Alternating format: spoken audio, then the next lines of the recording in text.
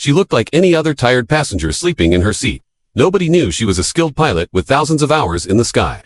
When the captain suddenly collapsed and a violent storm appeared ahead, her secret was about to save everyone. Before you watch the full video, comment which country you are watching from, and don't forget to subscribe for more amazing stories. The cabin lights were dim on the late-night flight from Boston to Denver. Flight 812 had taken off smoothly, climbing into the dark sky above the city. Out the windows, the glitter of lights slowly disappeared into nothing but clouds and stars. Most passengers were already settling in for the journey. Families with children tried to make them comfortable.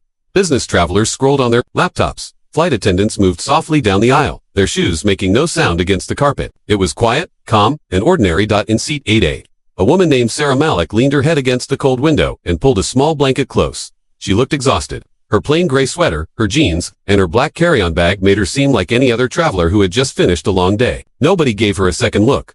The flight attendants noticed her too. "She's been asleep since we took off," one whispered to the other. "She must be really tired." To everyone else, Sarah was invisible. A normal passenger with nothing special about her. But Sarah was far from ordinary. She was a professional pilot with more than 7,500 hours in the cockpit. She had flown huge military transport planes in dangerous missions across the world. She had captained commercial jets through storms, mechanical failures, and even engine fires. She was calm under pressure, precise in emergencies, and trusted by her crews. Only a week ago, she had completed a brutal round of simulator training, practicing everything from system failures to fire drills. It had drained her energy, both mentally and physically. That was why she booked this flight to finally rest. For once, she wanted to travel without being responsible for hundreds of lives. Tonight, she wanted to be just a passenger. Up front, Captain Robert Hayes sat in the left seat, with First Officer Ethan Cole beside him. Hayes was a veteran with more than 15,000 hours, but lately he hadn't felt well. He had brushed off chest pains, convincing himself it was stress. He never wanted to risk his career by admitting weakness. Ethan, younger and sharp, reviewed the instruments. The weather radar was already showing activity. The forecast had warned of storms over the Rockies, but they seemed to be building faster than expected. At 35,000 feet, everything changed. Captain Hayes suddenly grabbed his chest. His breathing grew shallow. Sweat poured from his forehead. His hands shook as he tried to keep control. "Ethan, I can't." Then he slumped forward. The aircraft shook slightly as his weight pressed against the controls. Flight 812. Captain incapacitated. Requesting emergency priority. Ethan reported with his voice steady, though his heart pounded. He pulled the captain back from the controls and took command himself. But that was only half the crisis. Ahead of them, the radar glowed red and yellow. Violent turbulence, hail, and wind shear. The worst possible place for a young first officer to face alone. In the cabin, passengers knew nothing yet. Some read books, others slept. Sarah, still against the window, hadn't moved. Then Rita Gomez, the senior flight attendant, picked up the intercom. Her voice was calm, but every word carried tension. "Ladies and gentlemen, we have a medical emergency in the cockpit. Our captain cannot continue, but our first officer is in command. Due to difficult weather, if there is any qualified pilot on board, please press your call button immediately." The cabin filled with whispers. Some passengers froze. Others glanced around nervously. A businessman muttered, "What does that mean? Are we safe?" A mother clutched her child closer. Sarah's eyes opened instantly. Training lived in her bones. She pressed her call button. Within seconds, Rita was at her side. "Are you a pilot?" she whispered. "Yes," Sarah replied, already standing. "Commercial captain. Military trained. I know the 737. Relief filled Rita's face. "Please, this way." The cockpit door opened. Ethan fought the controls, his knuckles white. The storm flashed outside the windows. Sarah stepped inside. "I'm Sarah Malik, commercial pilot. What's your situation?" "Captain's unconscious," Ethan said quickly. "Storm's building. I'm alone up here." "You're not anymore," Sarah said, sliding into the jump seat. Her eyes scanned the instruments. Fuel was tight. The storm line stretched across their path.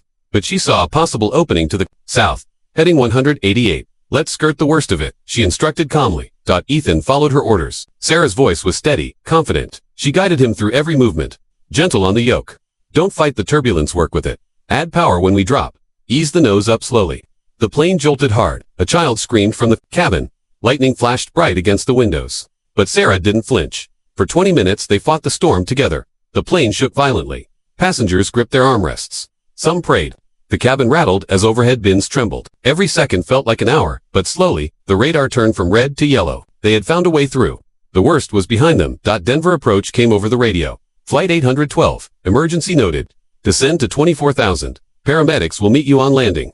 Sarah and Ethan worked the checklist together. Landing gear, flaps, speed step by step, smooth and professional. Ethan's hands stopped shaking. His confidence grew with every instruction. "I thought we were done," he admitted quietly. "You weren't," Sarah said. "You kept control. You asked for help. That's what makes a real pilot." The runway lights finally appeared through the clouds. The aircraft descended. Steady now. Sarah glanced at Ethan. You've got this. I'll back you up. With precision, he guided the plane down. The wheels touched the runway at 3:42 a.m. Smooth, controlled, safe. Applause broke out in the cabin as the plane slowed. Passengers cried with relief. Some clapped. Others just whispered, thank you. Emergency crews raced to the aircraft. Paramedics rushed to Captain Hayes, still breathing but weak. As passengers deplaned, many stopped at the cockpit door.